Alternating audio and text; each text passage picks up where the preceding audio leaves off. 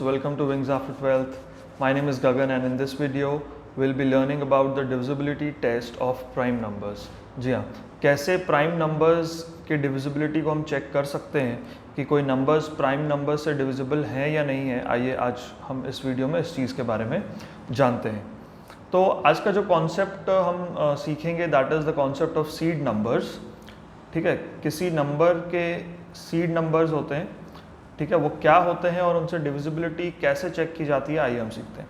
सबसे पहले this test is only applicable for prime numbers. ठीक है, दिस डिविजिबिलिटी टेस्ट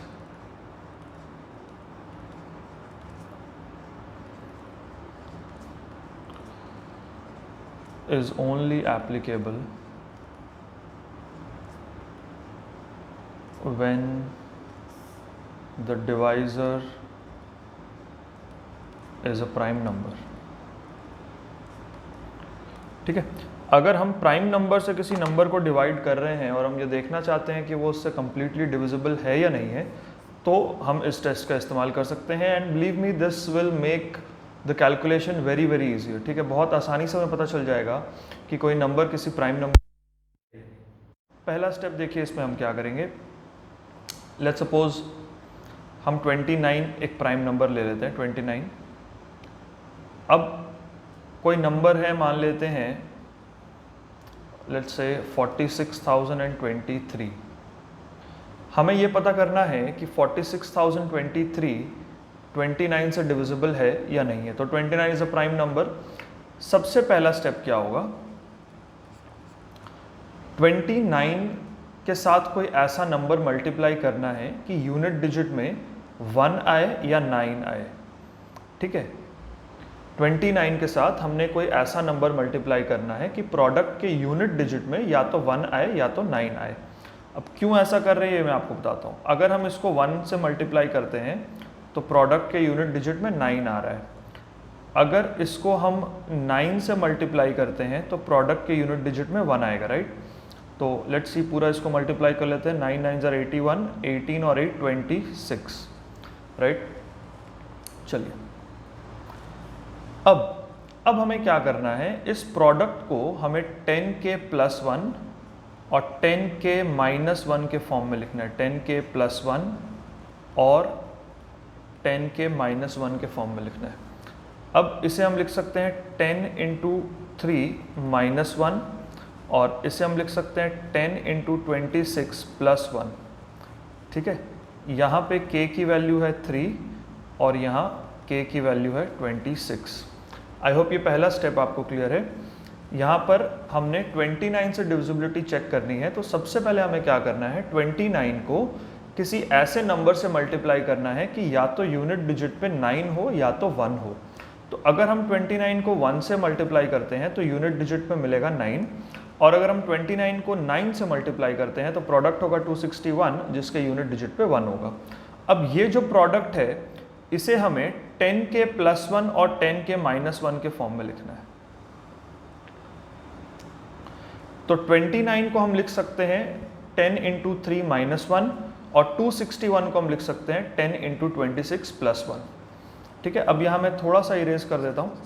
ठीक है, अब देखिए हम क्या करेंगे। यहाँ पर जो नंबर हमने लिखा है ना 46,023, ठीक है, यहाँ पर इसका सीड नंबर आ रहा है 3 और यहाँ पर 26 आ रहा है इसका सीड नंबर 29 का, राइट। तो दो सीड नंबर आ रहे हैं, दोनों से कैलकुलेशन पॉसिबल है। मैं दोनों से आपको करके बताता हूँ। हम क्या करेंगे कि लास्ट नंबर, जिस नंबर को हमने डिवाइड करना है उसका लास्ट नंबर हम अलग कर देंगे। जैसे 46,023 में लास्ट नंबर है 3, तो 3 को हमने सेपरेट कर दिया। इस 3 को इस सीड नंबर से हमने मल्टीप्लाई करना है। अब 3 को अगर हम इस सीड नंबर 3 से मल्टीप्लाई करते हैं तो होता है 9। एक चीज़ का आपने ध्यान रखना है कि यहाँ पर माइनस था, -1 हमने किया था, तो 9 यहाँ पर ऐड करना है, ऑपोजिट काम करना है। ठीक है, ये 10 के -1 का फॉर्मेट था ना, दिस इज 10 के -1 का फॉर्मेट एंड दिस इज 10 के +1 वाला फॉर्मेट। तो जो 10 के -1 है वहाँ पे हम ऐड करते हैं और जो 10 के +1 है वहाँ पे हम माइनस करते हैं। अब क्या ऐड करना है, 46,023 का लास्ट डिजिट हमने अलग कर देना है, उसको सीड नंबर से मल्टीप्लाई करना है। तो 3 इंटू 3 हो गया 9।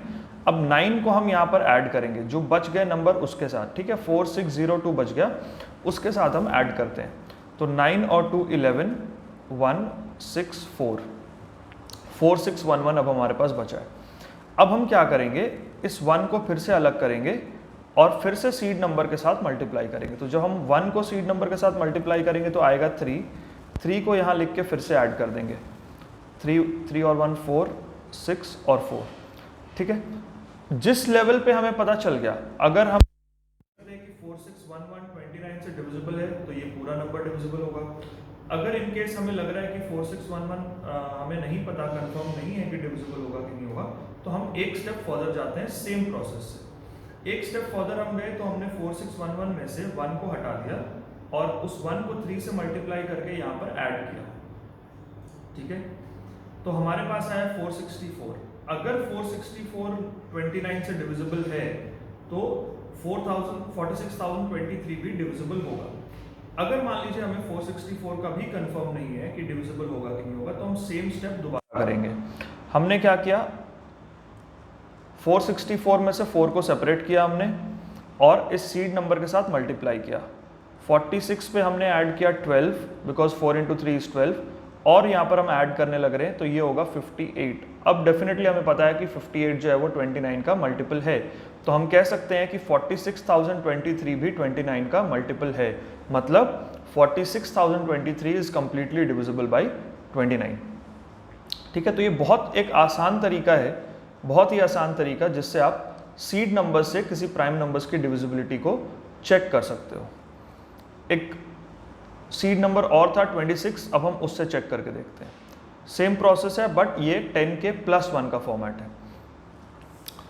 नंबर है 46,023 एंड हम चेक कर रहे हैं डिविजिबिलिटी 29 के साथ, और 29 इंटू 9 हमने किया था तो 261 हमें मिला था, which is 10 into 26 + 1 which is the format of 10k+1। तो यहाँ पर सीड नंबर है 26, ठीक है, जो k की वैल्यू होती है वो हमारा सीड नंबर होता है, तो यहाँ पर सीड नंबर है 26। अब हम क्या करेंगे, लास्ट नंबर को हमने अलग किया और उसको सीड नंबर से मल्टीप्लाई करेंगे, यानी इस 3 को हम 26 से मल्टीप्लाई करेंगे। और क्योंकि ये 10k+1 का फॉर्मेट है तो मल्टीप्लाई करने के बाद हम यहाँ पे माइनस करेंगे, तो 26 इंटू 3 होगा 78, हम 78 यहाँ से माइनस करेंगे, 8 4 12 2 9 5 4, तो हमारे पास बच गया 4524, ठीक है।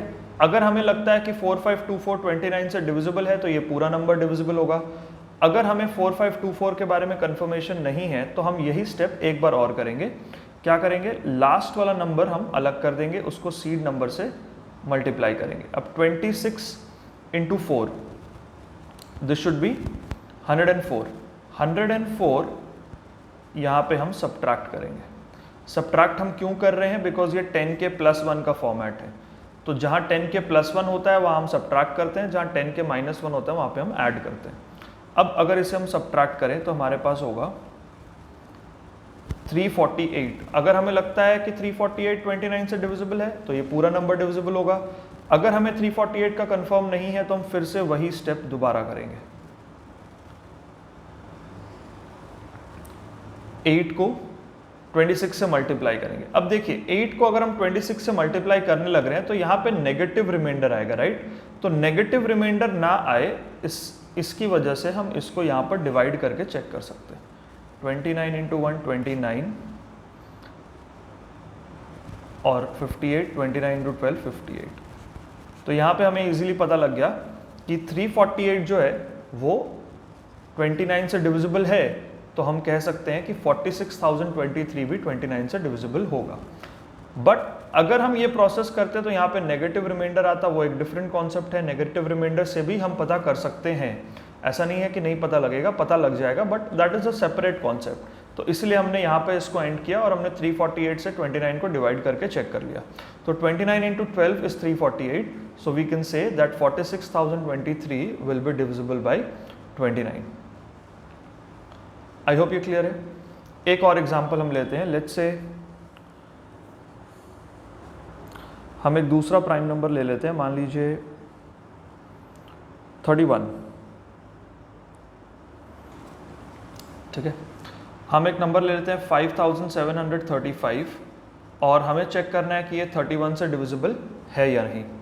तो पहला प्रोसेस क्या है कि 31 को हमने किसी ऐसे नंबर के साथ मल्टीप्लाई करना है कि लास्ट में यूनिट डिजिट पे 1 आए या तो 9 आए।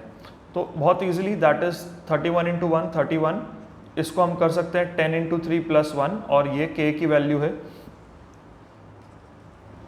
यहाँ पे k की वैल्यू 3 है because this is the format of 10k + 1। और 31 into 9 भी हम कर सकते हैं, 9 1 9, 9 3 27, और इसे हम कह सकते हैं 10 into 28 - 1 बिकॉज ये 10k - 1 का फॉर्मेट है और यहाँ पे k की वैल्यू होगी 28। तो 31 के दो सीड नंबर्स आ रहे हैं, एक 3 और एक 28। अब हम क्या करेंगे, 5735 उसका लास्ट डिजिट हम लेंगे, ठीक है। लास्ट डिजिट को इस सीड नंबर के साथ मल्टीप्लाई करेंगे और क्योंकि ये 10k + 1 का फॉर्मेट है तो मल्टीप्लाई करने के बाद जो भी आएगा हम सब्ट्रैक्ट करेंगे, क्योंकि 10k + 1 में हम सब्ट्रैक्ट करते हैं और 10k - 1 में हम ऐड करते हैं। तो यहाँ पे 5 into 3 हो गया 15, 15 को हम सब्ट्रैक्ट करेंगे यहाँ पे।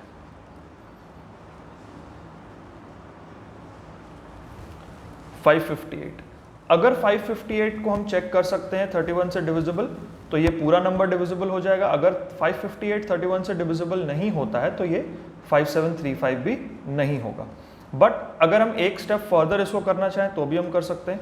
558 में से हमने 8 को अलग कर दिया और 8 को हमने मल्टीप्लाई किया 3 के साथ। 8 3 24, 24 हमने इसके साथ सब्ट्रैक्ट कर दिया, हमें मिल गया 31। अब 31 तो 31 से डिविजिबल है, इसका मतलब 5735 भी कंप्लीटली डिविजिबल होगा, ठीक है। तो आई होप ये कॉन्सेप्ट आपको बहुत ज़्यादा हेल्प करने वाला है डिविजिबिलिटी के क्वेश्चंस के लिए। आप इसे प्रैक्टिस कीजिएगा, जितना ज़्यादा आप प्रैक्टिस करोगे उतना ज़्यादा आप इस पे एफिशिएंट होगे। Thank you. तो स्टूडेंट्स, आई होप ये वीडियो आपको अच्छी लगी, तो आप इस वीडियो को लाइक करें और अपने फ्रेंड्स के साथ शेयर करें और हमारे चैनल को सब्सक्राइब करके आप बेल नोटिफिकेशन प्रेस कर लें ताकि हमारे अपकमिंग वीडियोज़ के सारे नोटिफिकेशंस आप तक पहुंचते रहें। Thank you.